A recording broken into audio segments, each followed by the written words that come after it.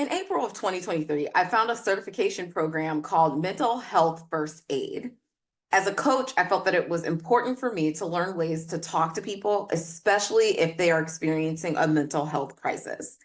Working with people going through trauma could be a daily occurrence, and I wanted to be prepared. During the next couple of months, I will be doing a self-care series.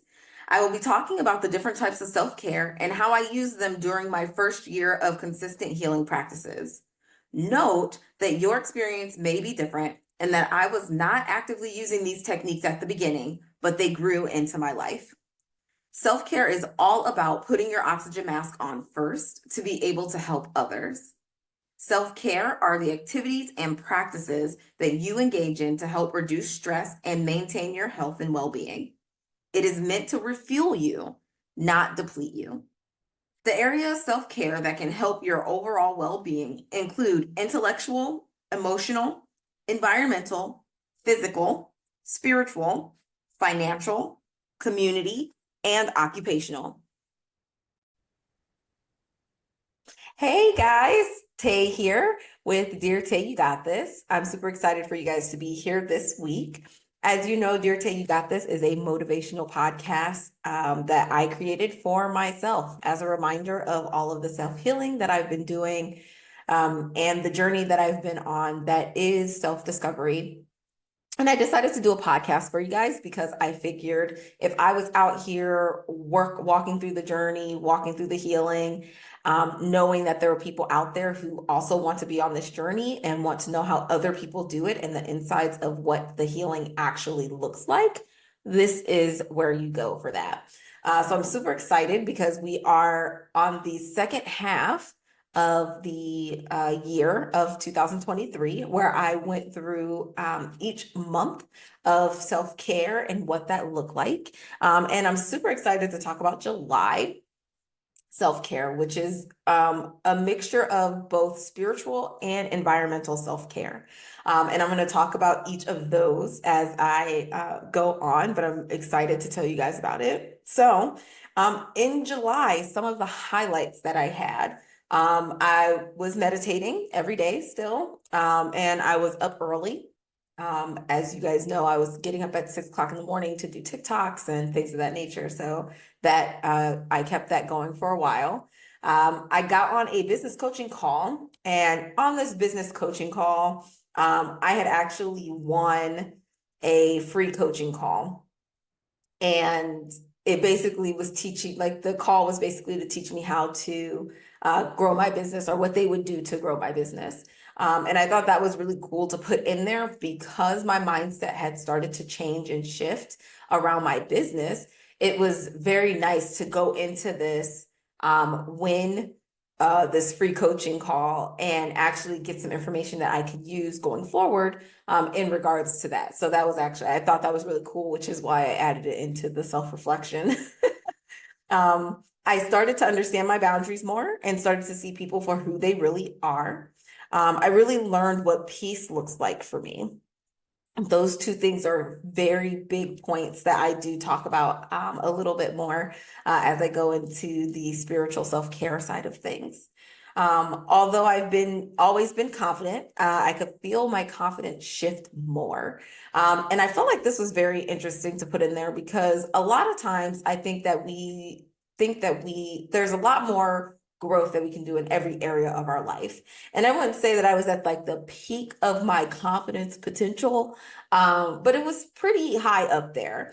But it was nice to see that over the year as different situations happened, as I started healing and growing, how my confidence really shifted and started to show itself in different ways in my life.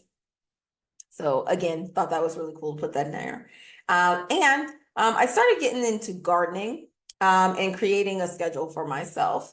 And I feel like that all plays in, the gardening definitely plays into the environmental piece that I'm going to be talking about today as well. And for those of you who are like, I would love to learn how to create a schedule for myself. So would I.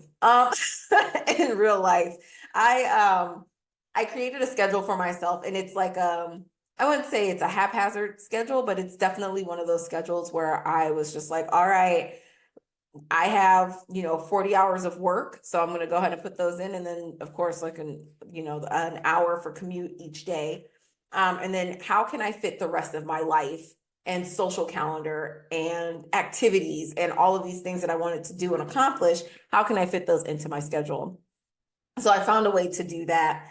And I will talk about that more, most likely, in the other, in another podcast, just so that you guys can kind of get an idea of how to schedule time for yourself. Because I know that for a lot of people that is hard. And what I'm going to do is I'm actually going to make that a point to do a separate podcast on creating a schedule for yourself and what that looks like.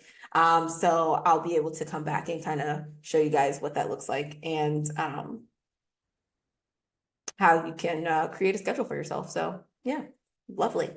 So going into the spiritual self-care, the things that I'm going to hit on today are meditating, listening to yourself, and what is peace. All right. Now, for all of these things, they're going to be different for each of you. So just bear in mind, anyone can meditate. It can be a movement meditation, or it can be a silent sit still meditation. I know that some of you are like, wait, there's moving meditations. Yes, there is moving meditations. And it's actually one of my favorite meditations to do, but we'll get into that. So one of the first things I want to talk about is when it comes to meditating, how often should you meditate and for how long? So with the Journey to Energetic Alignment workshop that I do, that program is set up for 9 weeks, and it is meditating every day for 9 weeks to learn more about yourself and understand your chakras. All right, those are the energy centers of your body. Okay. And when I first did this, each meditation is literally only 10 minutes. You literally just take 10 minutes out of your day and then another 10 minutes to journal about what you experienced during that meditation. And it was just 20 minutes a day. I'm telling you, anybody can find 20 minutes in their day, whether it's waking up a little bit earlier, whether it's going to bed a little late. I remember when I first started doing this, if I didn't have time to do it in the morning or in the evening, I'd do it on my lunchtime. So it's just 10 minutes. And some people are like, well, I can't really meditate for that long. There are a lot of people out there who have ADHD, who have anxiety, who have never meditated before, and they're just like, well, where do I begin? So normally what I tell people is that you can meditate for as little as 1 minute every day, and it will actually help you more. Like, it'll help with clarity. It will help your mind focus. And the more times that you do the 1 minute meditations, you'll be able to start going into longer meditations. So when you go on YouTube, it's a free resource. When you go on YouTube, there is you can just type in 1 minute guided meditation, and it will guide you through. Some of them are like breathing exercises. Some of them are just like a short meditation. Like, I want you to think about this for the next 30 seconds, and then that's into the meditation. But you can also do 2 minute increments, 5, 10, 15, all the way up. And I think the longest that I've ever meditated was probably an hour. But when it comes down to it, what meditation looks like to you is different to everyone. In my first book, Tainted: Overcoming the Stigma of Sexual Trauma, I talked about meditating. And what I talked about was how a friend of mine actually taught me, like, gave me another way of looking at meditation. And basically she said that somebody told her that what meditating is like is you are the lifeguard at a pool. And while you're sitting at the pool, the people are your thoughts. The water is basically like the basis of, like, is your brain. And then everything that's happening around the pool is a thought. So what ends up happening is there are some thoughts that'll go into the pool. There are some thoughts that'll sit next to the pool. There are some thoughts that are running around the pool. And then she was like, oh, look, a deer falls into the pool. And that's just like some random thought that you get. And that gets in there. And then, then you like, oh, snap. And it kind of jolts you into that, like, oh, what's that? And what she explained to me is that this person was like, your thoughts are basically during the meditation time supposed to just be looked at. So all you're meant to do is just to observe them. You're not meant to hone in on any particular thought. You're not meant to, take a thought and just overthink it or anything like that. Like you're literally just supposed to look at the thoughts, notice that they're there, and then let them kind of just be, right? And I thought that was a really cool analogy for meditation because we have this preconceived notion that all meditation is just sitting in silence. Now, I've talked to many people and done the Journey to Energetic workshop with other people where they're like, well, I've never meditated before. Can I do this? I get anxiety when I have my eyes closed for too long or if I'm not moving or doing something. And I tell people all the time, if you feel like you need to have like a fidget spinner or something in your hand while you meditate, you can. If you have a thing about closing your eyes and meditating, what you can do is you can open your eyes and just stare at a space on the wall. If you cannot sit down for too long, what you can do is you can get up and actually stand while you meditate. And then the other thing is you can also just go for a walk and not listen to any music or anything like that. Just take a walk and focus on your breathing, on how your body feels, like the ways that your arms are moving as you're walking, the way your legs are moving, the way your feet hit the ground. These are different ways of movement meditations. Another thing that I realized as I was going through my journey of self-discovery, and I've been doing this for many, many years, I will say that this is the first time that something is actually stuck. Yoga is a very good way to do a movement meditation. That's something that I do not practice a lot. However, at the beginning of 2024, I went to an alignment workshop, and on one of the days, we actually did 108 sun salutations. And as I was doing the 108 sun salutations over the course of 2 hours, as I was going through this, I realized that what I was actually doing was putting myself into a meditative state. And all I did was I really just thought about my breath. I thought about the way that my arms were moving.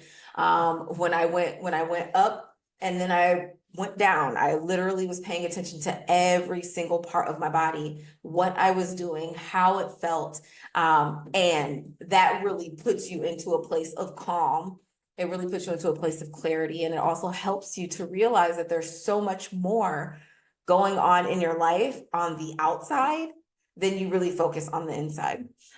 So there are many different ways to do meditations, but how often you do it is up to you. Again, the Journey to Energetic Alignment program does it once every day, but you can do it once every 3 days. You can do it Monday, Wednesday, and Friday. You can do it Saturday and Sunday. You can do it once a week. However often you feel like you can do, how you can meditate and actually take that time out for yourself, go ahead and do that. And then for how long, again, that's up to you. I know some people who are experienced people who meditate and they meditate twice a day for an hour. I am not that person. But then you have those people who are just like, I only have 30 minutes. I'm going to take 15 minutes here and do it, or I'm going to go ahead and do it for the whole 30 minutes.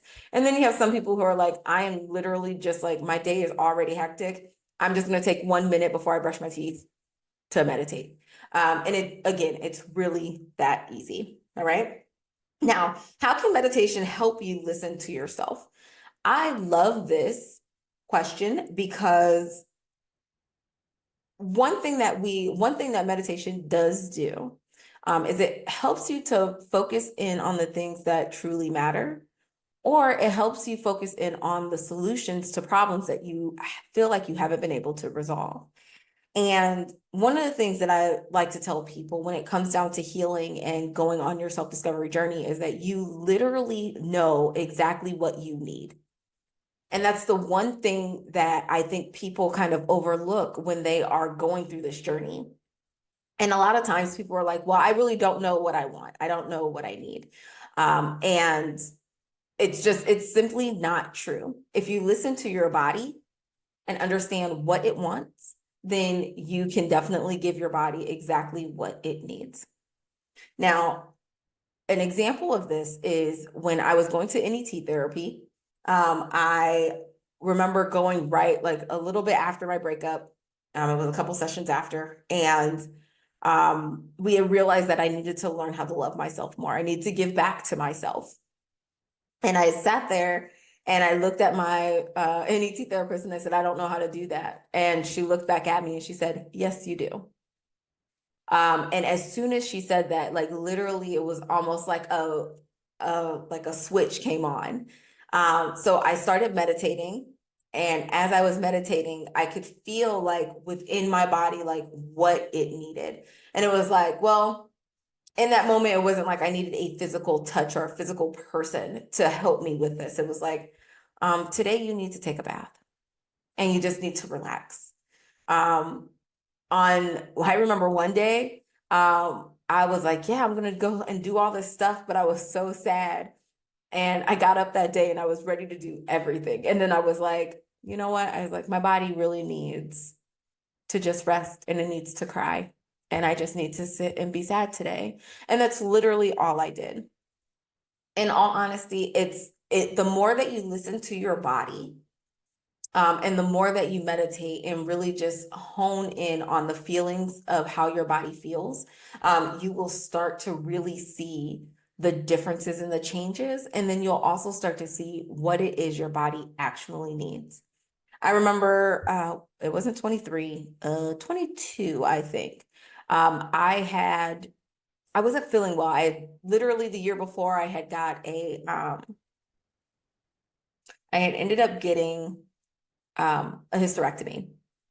And after that, I started really paying attention to my body a little bit more because I was just like, okay. Now, was I meditating as much as I was before? No.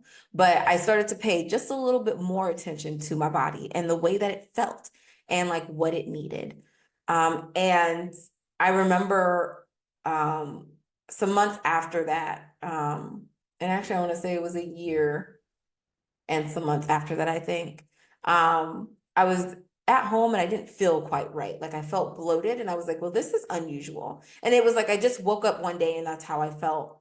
So I went through all of these things. I went to the doctor, and they were like, yeah, there's like a mass. And I was like, oh, snap, like what the heck? And they thought it was something else. They thought that something was going on with my ovaries. So they were like, you might want to go to your OB.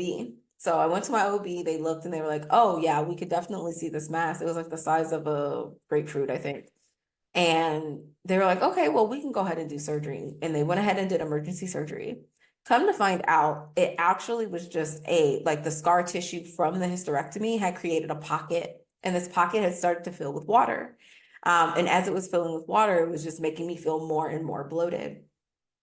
Now, it's possible that if I had left it untouched, it would have just continued to grow, one. And two, it's a possibility that the scar tissue could have not held and then it would have eventually popped. I did not at the time want the surgery, but I realized that if it had been something more serious, which we didn't know at the time if it was, that I should probably go ahead and get it taken care of. And this is all part of listening to your body and things that you can do while you're meditating. And that really just is you getting to know yourself, who you are, how you feel in your body already, and being able to tell when something is off. And that can be for anything. And I think a lot of times we think that if you have like a little voice or if you get like a gut instinct that something's up, and you don't follow that instinct, and then all of a sudden you find out like, oh, that was actually something. I would say continue to follow those hunches, especially when it comes to yourself and your body. That will lend you to more clarity and understanding of who you are, what you're doing, how you're supposed to be doing things, and the things that you need and want in your life. And I think that is super important. So it can really help you to really take a second and just pause. If you realize in your life that you are one of those people who constantly continues to go, go, go, meditating can really kind of bring you back to center. That's the first thing. And it won't slow down time, but it would slow down the thoughts that you are continuously having within your life and understanding what exactly it is that you need to do in that moment. Whether it's for your health, whether it's for your work, whether it's just, for your self-care. These are ways that you can do that. And meditation can definitely help you get that clarity. Now, the last question, what is peace, is a little bit more of a difficult question. And I say that because not a lot of people know what peace is. And it is because I think that we probably don't know what peace is because we continuously are in a state of run, run, run, chaos, chaos, chaos, because, the world. But also because even though people talk about peace, a lot of times when we get this picture of peace, like it's something completely different than where we currently are. So in my new book, at this moment, lovingly titled "Why the Fuck Did I Stop Drinking?" I talk about peace and how to find that peace and nurturing peace within yourself. And one of the exercises that I do is tell them to sit back, close their eyes, and think about peace.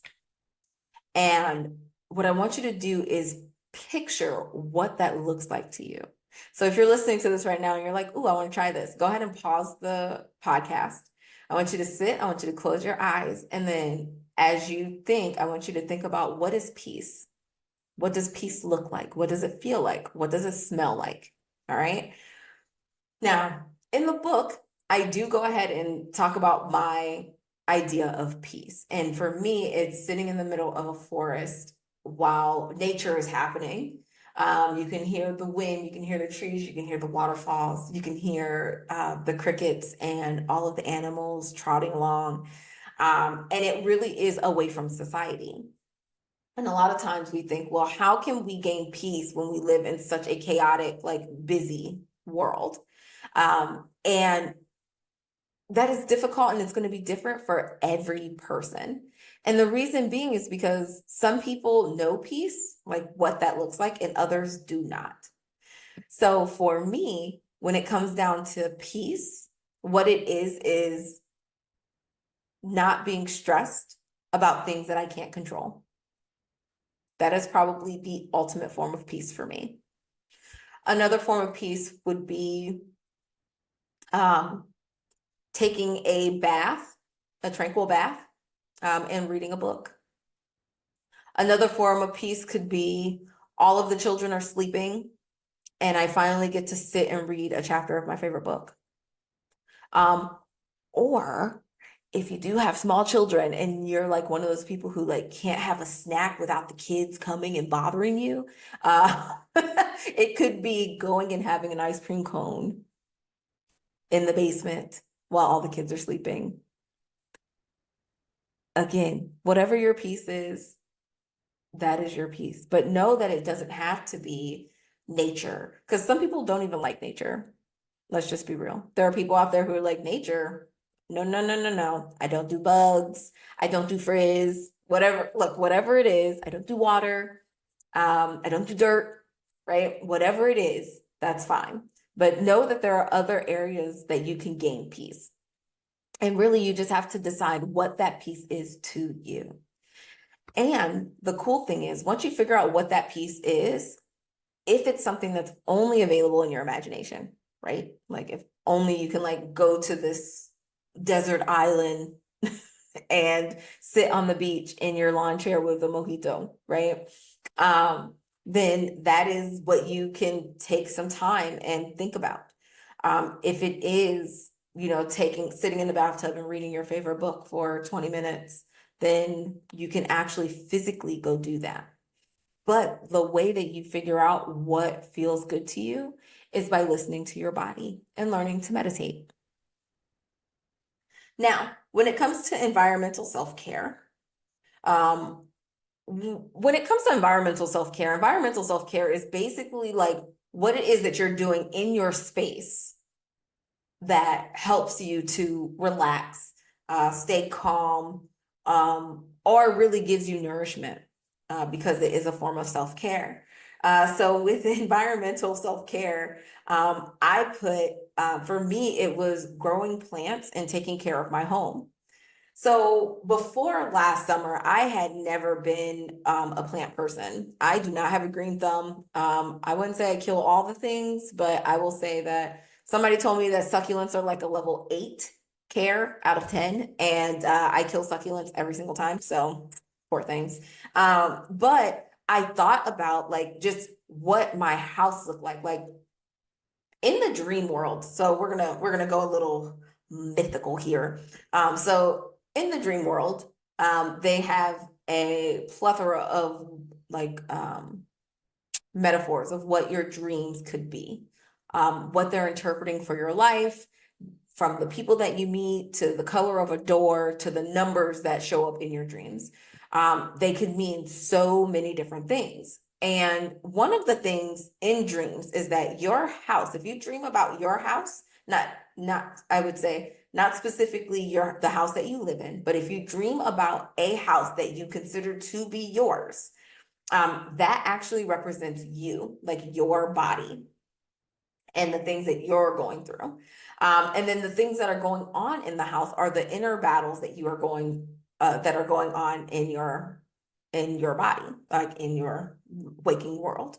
Um, and I remember sitting back thinking, all right, if that's the case, if my house is a reflection of me, um, my actual house looks completely crazy. And when I say that is, I had weeds that were overgrown in the front yard.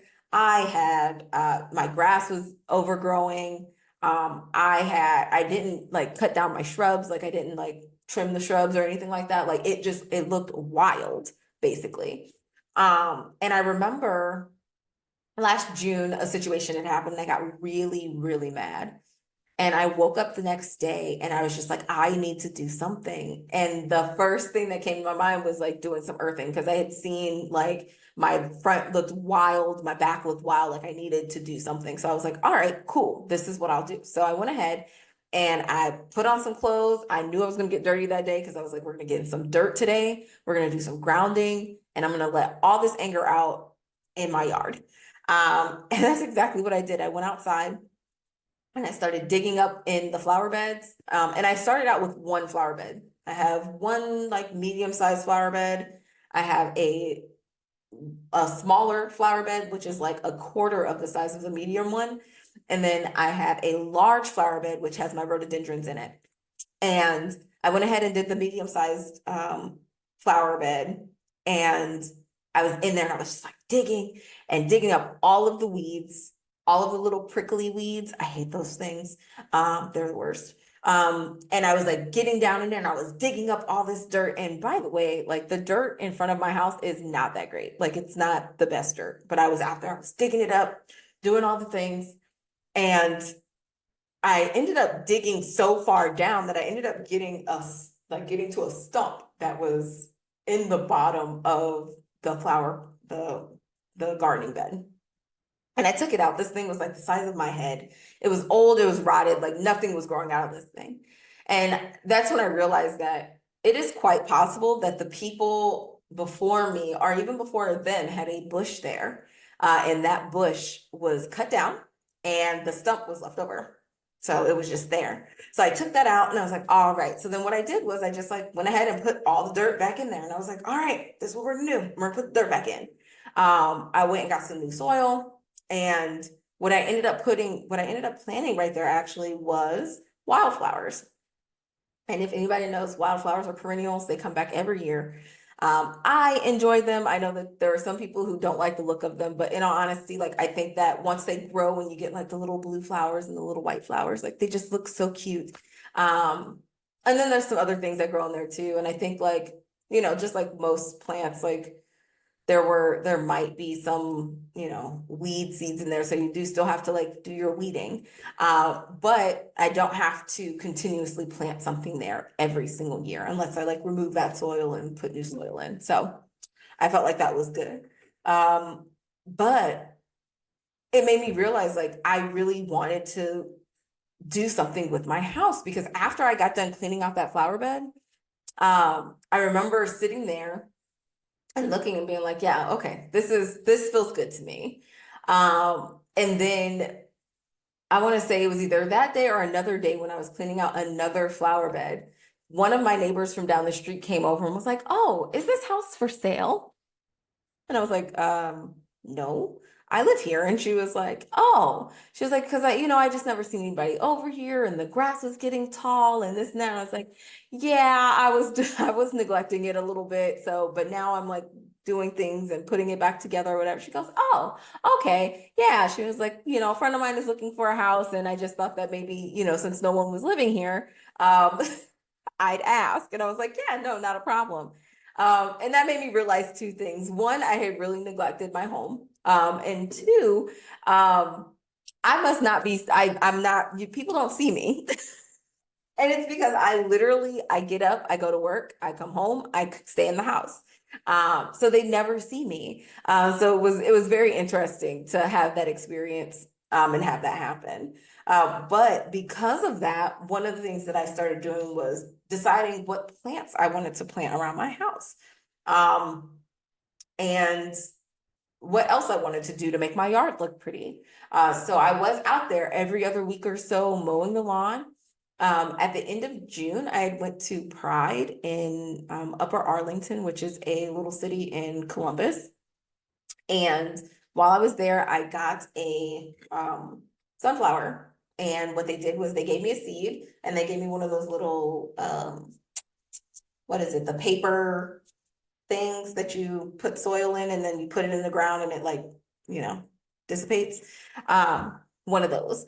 And I had brought that home and they had told me like, yeah, basically just like put water on it, put it out, blah, blah, blah. And I was like, oh, okay, cool. So I brought it home and I put it inside of a red Solo cup. And I put it inside that cup and then I put it inside a plastic bag, like a gallon size Ziploc bag. I wet it and then I set it out on my back porch, kind of creating a little greenhouse effect there. And then I just left it there. And what ended up happening, I literally forgot about it. I did not think about that thing for at least a month. And then one day I was like, oh crap, my sunflower. But I went to go into the back to see what was going on with it. And when I went and grabbed it, I opened up the bag and I could see there was like a little sprout. And the sprout was probably about 3 inches long. It wasn't really that big, but it was big enough for me to be like, oh snap, I grew something. So then what I did was in that little gardening bed in front of my house, I went ahead and planted the sunflower. And actually there were two sunflowers. The second one was like really tiny baby one. And the second one was like the 3 inch one so far. So I was like, all right, cool. So I went ahead, I dug a hole, I put that in there, da da da. And I basically just did what I was supposed to do. I watered these things every day, made sure they had enough water to drink. And I literally just let Mother Earth do the rest. Like I, didn't worry about whether or not it was getting sun. When it rained, I obviously didn't water it, like things like that. And I want to say, I took progress pictures like every week or two because what I started to see was how big this sunflower was growing up against my up against my garage because where it was, I could like count how many bricks up it was going. It was really, really neat.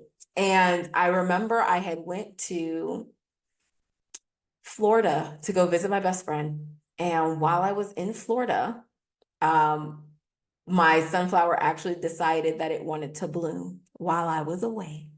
And I remember a friend of mine had actually went to my house and they were like, hey, I don't know if you know this, but your sunflower is blooming. And I was like, what? Really? Like, that's awesome. So when I came home, I immediately took a picture of it. And I will actually put the sunflower as my cover art, so that you can see what that sunflower looked like in the at the end of I want to say I took that and I think that picture was in September, maybe. Um, yeah, it was in September. So I'll take a picture or I'll take that picture and use that as my as the cover art to this podcast. But yeah, that's what the sunflower looked like. And I was super excited because it was the first thing that I had ever grown, even though I didn't do a whole lot to it. Like you can't tell me nothing. Like I grew that sunflower. Um, and the cool thing about all of this was that I started to feel better about myself overall. And I really started to take better care of my home and of myself. And what this ended up prompting was a lot of like cleaning, decluttering, making sure that I was okay emotionally. Um, in 2023, I had actually started a journal.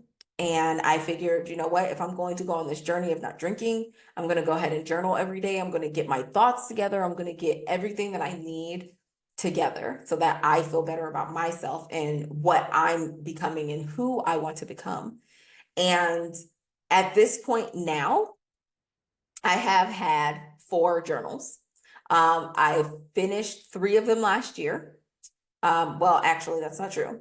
I have 3 journals that have 2023 in them. The last journal, which is the 3rd journal, has part of 2024 in it. And then I finished 2024 in like March or April. And then I started a new journal. And over time, I will say that the writing that I've done has definitely decreased. And I think it's because I do have a lot more clarity in my life now on my direction and where I want to go. But when I tell you, when I first started, I literally wrote every day. Sometimes it was a very short entry, like I just can't do today. Some of the entries were I just want to drink. Um, some of the entries were I'm just too tired to write today, but today was a good day. There were some journal entries that were 2, 3. I have an entry that's 40 pages long. And I remember telling somebody that, and they were looking at me like I could never just write 40 pages. And I was like, you know what? I said I had a lot to get off my chest, and I had to write those 40 pages. Like I didn't even think about it actually. Like literally, I ended one journal and started a new journal with that journal entry. But I realized that I needed that. I needed to really clear out my brain, to clear out all of the clutter, everything that's been going on in my life. I really needed to find a place to put it. And for me, the best place to do that was in a journal. Now, this is the first time in all of my years on this planet that I have had a journal or a diary where it has been consistent from January 2023 to now. All right. Any other journal that I have has been, I will tell you, I think I have one journal and it was like from when I was in college, so like 2011, maybe. And it has some dates from 2012. And then like it jumps to like 2019. And then it jumps again to like 2020. And it's the same thing with any other journal that I have. Like I have an obsession with buying new journals is probably really what it is. And then I feel like I need a new one every single time I'm doing something. So I go and I buy a new journal. And then I start using that journal. And then I can't find that journal, or I decide that I want to write in another journal. This time I decided we're not going to do that. We're going to use one journal and we're going to put all of the thoughts in there. And with that, I also stopped using my online journal. So I do have a Google Doc that I do have like as a journal as well. But I stopped using that in 2023 so that I could have my thoughts in one place. Now, do I still have a shit ton of notebooks and journals? Yes. Why? Because some of them are for different things. I have this journal here, and this is for all of my business stuff. All of my podcast notes and everything that I have is in here. And that is just so that I can keep track of all of my business stuff. However, this is another business journal, which as you can see from both of these, they were made from this, been made by the same company. All right. And one of them is from the beginning of 2023. So that's this one here. All right. This other one, I think I bought, when did I buy this? I bought this one. Nope, this one is from the beginning of 2023. And then the other one, I went ahead and bought another journal and then was just like, yeah, I'll go ahead and use this. And then started using that one. I don't know. Both of these things have similar things in them, and I use these ones interchangeably because they're business journals. But I will tell you, I've tried to not do this because I understand that that it can be a little hectic and crazy. And when I'm trying to look for a note, if I don't know which one it's in, then I'm going to be spending some time looking. But basically, I went on a little tangent there, so apologies. But basically, what it comes down to is for environmental self-care, I realized that I really needed to see myself in my house. And in order to do that, I decided to go ahead and start really taking care of it because I had started taking care of my body. I had stopped drinking. I had stopped putting that into my body, which, over time I started losing weight.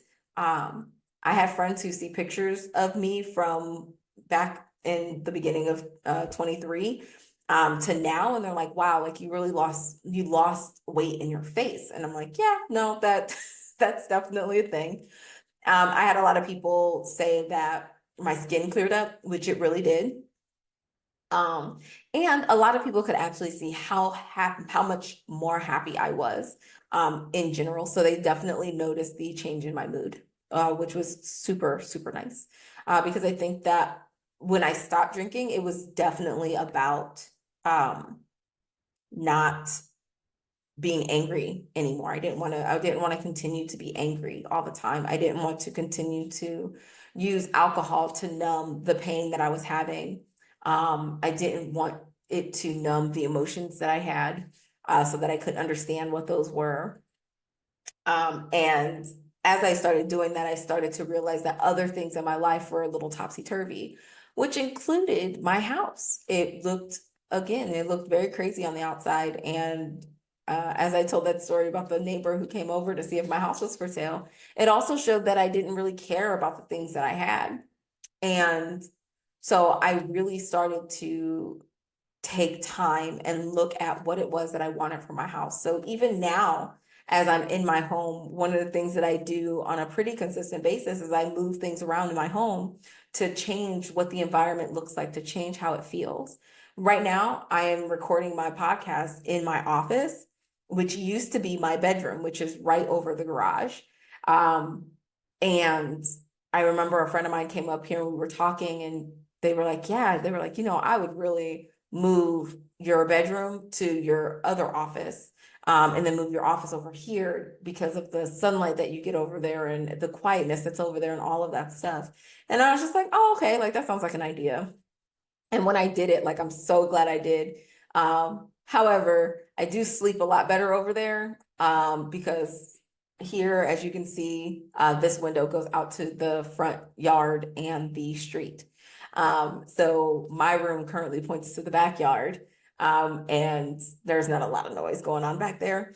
Um, but even that small shift for me was pivotal.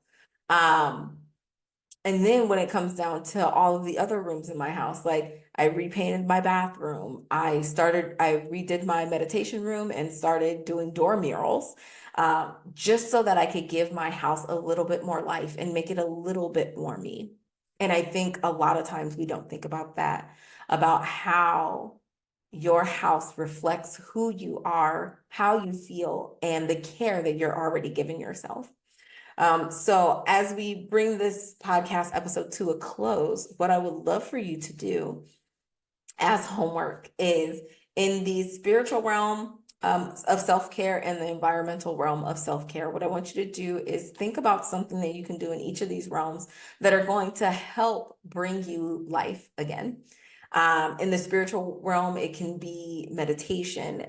It can be um, figuring out what your piece is. It could be,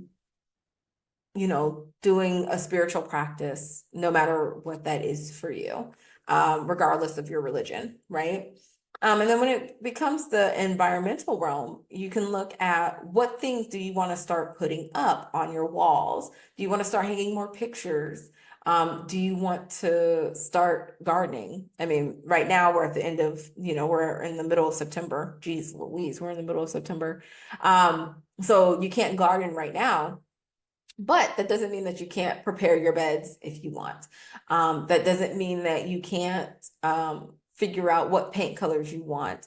Halloween is here. Look, Halloween is coming. So you can really look at what Halloween decorations you want to put up. Things like that to really change the environment that you're in. And honestly, it doesn't take much. And with the environment, you can also do the same thing with your job. One of the things that I have at my job are my boyfriend bought me a support pickle and support potatoes or positive potatoes. And they sit at my desk at my job. And not only do they bring me joy, but when people come into the office, because I work in family law and it's not always the happiest of times, it brings them just a little bit of joy to see that. So it's about the little things. All right.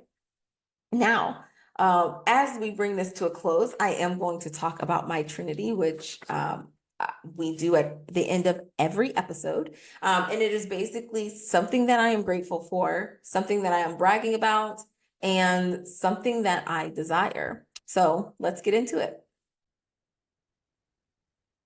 All right. So for my Trinity, did I really just do that? I did. I made a whole bunch of noise. My bad. So for my Trinity today, and just like any other time, as I explained before, we're going to do something that I'm going to brag about, a gratitude and a desire. First I'm going to brag. So the one thing that I'm gonna brag about, which you guys will probably hear about this brag every single time there's like an accomplishment that happens. So I'm not apologizing for that. But as of today, as of recording this, I have 20 followers on Spotify, and I have 46 subscribers on YouTube, and I have 69 plays on Spotify, which means that 69 times my podcast has been played across all of the episodes. So thank you so much for listening. Thank you for following and subscribing. And I hope that if you like this podcast as you are a follower and you hear a podcast that you're like, wow, this really resonates with me, I want you to go ahead and share it. You can share it on social media. You can share it with a friend who you think needs it. However you decide that you're going to share it, please do so. And just tell them how much you love listening to this podcast. And if you like, you can always comment as well and tell me how I'm doing. And if you want to hear about other topics, please leave those in the comments as well, because I am always looking for different topics on transformation, growth, and spiritual growth. So yeah, if there are a specific topic that you want me to talk about, please let me know. I will keep the topics rolling. Um, Gratitude. What am I grateful for? So at the very beginning of me doing this podcast, I realized that I was going to have to do a whole lot of what I'm grateful for. So what I did was I actually a couple of years ago, a few years ago at this point, I made this little grateful jar. And it says, I'm grateful today. And in this has little pieces of paper that have what I'm grateful for on them. So today I actually picked out what the what the what I'm grateful for today. And what I'm grateful for is I'm grateful for my life and how it's turning out. And this actually could be no truer than it is now. For the last year and a half, I have been on a self-discovery journey, on a self-healing journey. And I am so grateful for not only the people that have come into my life and have left because it was their time, and it was their season, and I needed them in my life, just like they needed me in their life for that moment. But I am so grateful for the growth that I've come up with and gone through over the last year and a half with me not drinking anymore, with the people that are in my life, me showing up as a better self in my relationships, at my job, everything. I'm so very grateful for that. And just super stoked that this is something that I get to do in general and get to help other people do. So thank you, and very, very grateful. And last but not least, something that I desire. So um, I'm gonna take a step into the other people's who I've had on my podcast. Um, and as I talk today about meditation and environmental self-care and what that really looks like, one of the things that I desire is clarity for all. And what that means to me is that I really want people to go into their lives knowing what it is that they want and going out and getting it. Um, I understand that every day in this world, in this life, on this journey is going to be different from the things that we had before. But there is nothing like having the clarity of knowing exactly who you are, where you're going in your life, what you're doing, and what you're going to accomplish. And that is something that I feel that most people want in their lives, but then also a little bit of that also has to do with lacking some of that in their life. And it's because we're constantly berated with what we should be doing as a society or as a person or as a man or as a woman or as, gender fluid, whatever it is, there's always these things that are being put into our minds of what we should be and how we should be running our lives. And at the end of the day, all I have to tell you is I would not be where I am right now if I didn't trust in myself and didn't trust in the process of what I am doing. If I didn't trust that I knew for a fact what I needed in my life, not what other people were trying to give me. And I feel like it's time for all of us to be able to have that clarity. And in all honesty, I just want that clarity for you.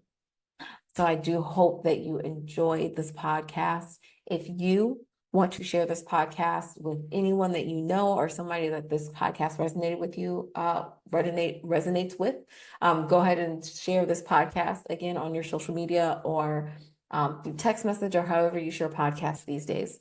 And then also, if you want to share your Trinity or have your Trinity shared on my podcast, you can either text me at 330-552-7234, or you can send it to my email, info@desirablephoenix.com. And also at this time, I am looking for new guests on my podcast. So if you have something that you want to share, if you have a story that you want to share regarding your growth, your transformation, anything spiritual, anything self-discovery, self-healing wise, please let me know. And we can get you scheduled as a guest. I'm so stoked to continue to be doing this. I don't know if you guys know this, but this is episode 16. No, this is episode 17 of Dear Tay, You Got This, which means that I have officially been doing this for 16 weeks because the first week I released 2 podcast episodes. But I've officially been doing this for 16 weeks. And in all honesty, I am so glad that I started doing this. So I hope that you guys have a wonderful day, and I will talk to you guys next week. See you later. Thank you for listening to Dear Tay, You Got This. If you liked this podcast episode and found it helpful, please subscribe today and share this episode with a friend. If you have any questions, comments, wins, or would like to be featured on this podcast, please call or text 330-552-7234 or email info@desirablephoenix.com. See you next week.